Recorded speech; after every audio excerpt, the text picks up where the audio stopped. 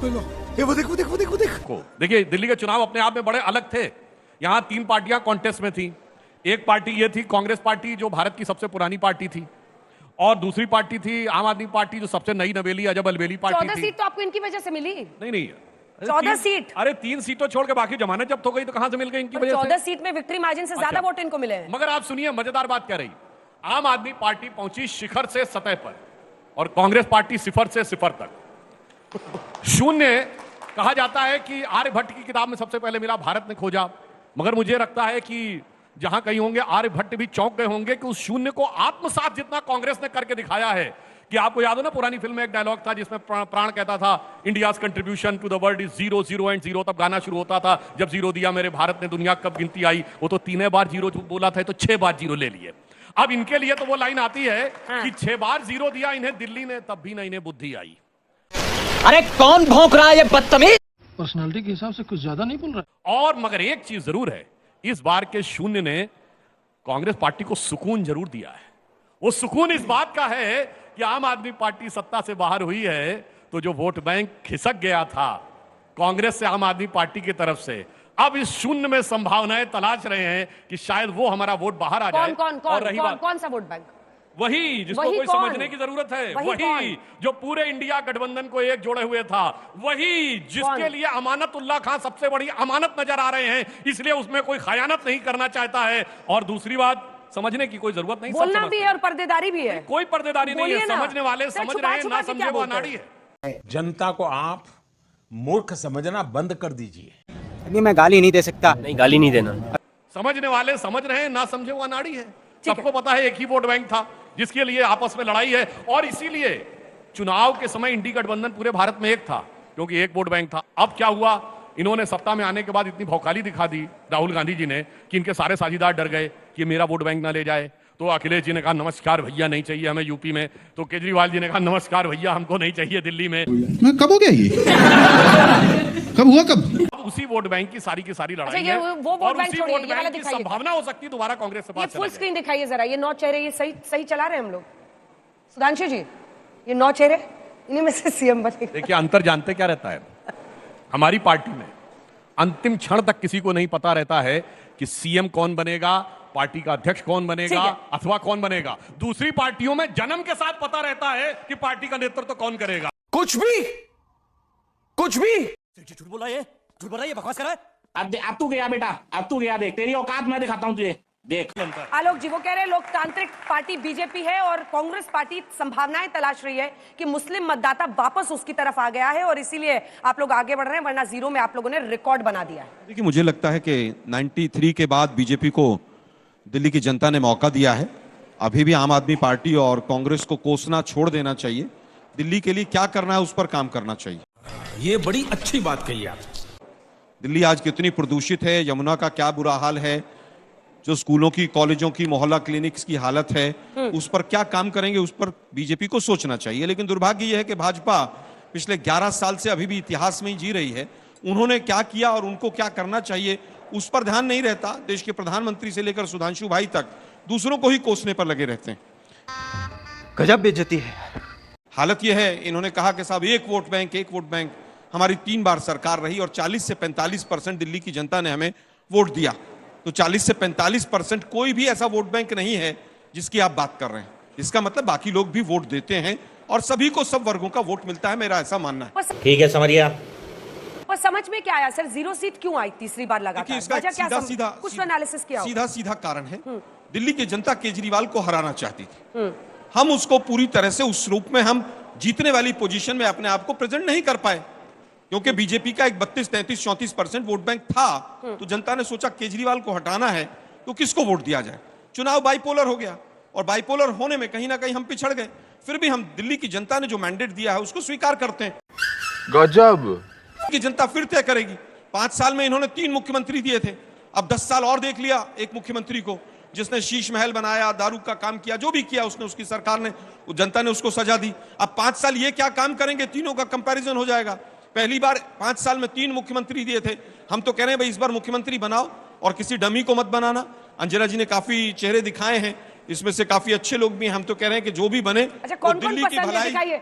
आलोक जी अपना choice pickup कर रहे हैं, इसमें कह रहे हैं अच्छे अच्छे चेहरे, आपको कौन सा चेहरा पसंद चॉइस है? पिकअप करने वाला कोई नहीं, और आपने मैं मेरी कहा पार्टी अच्छे के चेहरे, लीडर। कौन सा अच्छा देखिए, चेहरा मैं है? समझता हूं कि दिल्ली की जनता ने चुने हैं, तो मैं उनको बुरा कैसे कहूं? हाँ। दिल्ली की जनता ने चुना है, मैं सबको अच्छा मानता हूं उनको। आप चुनिए इनमें से किसको बनाना है, चुनिए वो ना, बने। बताइए ना आप। बीजेपी सुधांशु चुनेगी, जी, अब जल्दी बीजेपी के चुनिए। विधायक चुनेंगे। ऋतुराज जी भी आ गए भाई, लेकिन ताली दुर्भाग्य बजा ये दीजिए है- उनके लिए। मैं अंतिम बात कह रहा हूं हाँ, जल्दी कि से पूरा दुर्भाग्य कीजिए। ये है कि आसाम के मुख्यमंत्री को चुनने में कितने दिन लगे, जरा मोबाइल निकाल के देखिए। अरे बाप रे, ये तो धोती खोल रहा है। राजस्थान में एक पर्ची वाले मुख्यमंत्री निकले थे। तो मुझे लगता है डमी नहीं बनना चाहिए। दिल्ली देश की राजधानी है। ये आश्चर्य डमी निकाल के कोई आश्चर्य नहीं होता, कोई अजूबा नहीं होता कि मोदी जी ने चौंका दिया।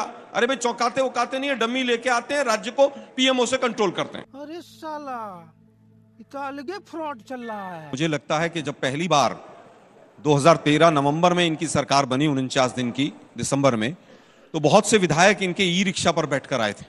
याद होगा आप लोगों को। बहुत से विधायक मेट्रो से आके, वैगनार से आके, और पता नहीं कौन कौन सी नौटंकी हुई थी। और आज हालत यह है कि टैक्स पेयर्स का सैकड़ों करोड़ रुपए से एक महल बनाया, उसको कह रहे हैं सब पीडब्ल्यूडी का है, सरकार बनाए, सरकार करे। भाई, देश से सबसे पहले दिल्ली की जनता से आपको माफी मांगनी चाहिए कि आपने शीश महल बनाया और उसमें मिनी बार भी बनाया। मतलब आप शराब बाहर नहीं बेच रहे थे, अंदर भी मिनी बार का। ये एकदम सीएजी की रिपोर्ट में एकदम झूठ एक मिनट, सीएजी की रिपोर्ट, कोई स्विमिंग पूल नहीं है। सुन लीजिए भाई, सीएजी की झूठ बोलने से, अरे झूठ सुन तो लीजिए भाई मेरी बात। मैं आपके आपको। किसी के बीच में आपने नहीं बोला, खाई है वो संडे का। मैं किसी के बीच में नहीं बोला। वहां पर सीएजी की रिपोर्ट में मिनी बार के नाम पे लाखों रुपए लिखे हुए हैं। शर्म करो। अगर आप मिनी बार कहिए- नहीं है, कोई आने स्विमिंग दीजिए पूल नहीं है। अरे भाई, सुन तो ये लीजिए। फालतू की बातें मत आप करिए। इतना राष्ट्रीय चिड़चिड़ा- चैनल पे अरे भाई, अंजना इतना जी के शो को चिड़चिड़ा क्यों रहे हैं? करोड़ों लोग देखते हैं। मैंने अपनी आंखों से देखा है, किसी और की आंखों से नहीं देखा। मिनी बार का अकाउंट था उसमें। मैं दोबारा कह रहा हूं कि अगर नहीं हो उसके अंदर, सीएजी रिपोर्ट तो पेश ही नहीं हुई अभी। देखिए उसको मीडिया रिपोर्ट्स आई फिर हैं। कहूंगा, कौन सी आंखों से कौन सा वो रिपोर्ट देखे? बीजेपी ने लीक की थी। अब हम बीजेपी से मांग करते हैं कि भाई सीएजी की जो भी रिपोर्ट 6-7 बच गई थी, उनको आप विधानसभा के पटल पर रखें। क्योंकि दिक्कत यह है कि बीजेपी भी केवल आरोप लगा के भाग जाती है। सही पकड़े हैं। अभी बोफोर्स की बात कर रहे थे, बदनाम करने का इनको बड़ा मत शौक है। बोफोर्स में जब राजीव गांधी जी को क्लीन चिट मिली तो अपील में भी नहीं गए लोग, लेकिन आज बोफोर्स में घोटाला हुआ था, 2G में भी घोटाला हुआ था, लेकिन हम कुछ नहीं करेंगे, हम सबको बरी कर देंगे। वापस आता हूं, इन्होंने कहा कि साहब हमने तो बहुत कुछ किया दिल्ली के लिए। अरे भाई, दिल्ली के लिए ना इन्होंने किया ना इन्होंने किया। 15 साल से कॉर्पोरेशन इनकी थी, क्या पॉल्यूशन कम करना इनका काम नहीं था? क्या यमुना की सफाई इनका करना इनका काम नहीं था? साथ के साथ सांसद 3 बार से क्या इनको नहीं दिए गए? लेकिन दुर्भाग्य यह है, केंद्र शासित प्रदेश होने के बावजूद दिल्ली का अगर किसी ने भट्टा बैठाया तो दोनों ने मिलकर बैठाया। क्या आप पहले कौन सा कदम नहीं उठा सकते थे एलजी के माध्यम से, जो आप अब उठवाएंगे? क्या इंक्वायरी, जांच, कोई भी चीज पहले आप एलजी के माध्यम से नहीं कर सकते थे?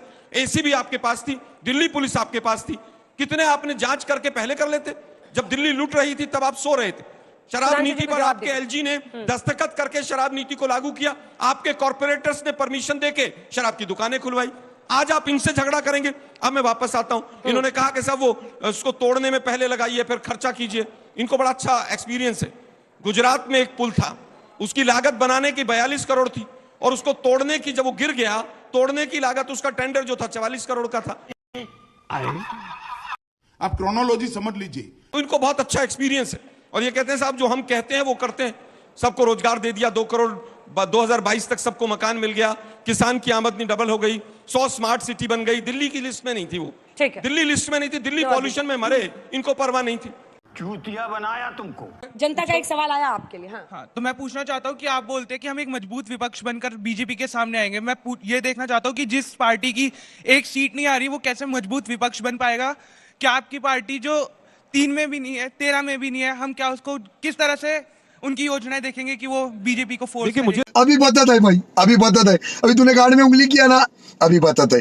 लगता है कि केवल विधानसभा में सदस्य हो जाने से मजबूत विपक्ष नहीं होता है।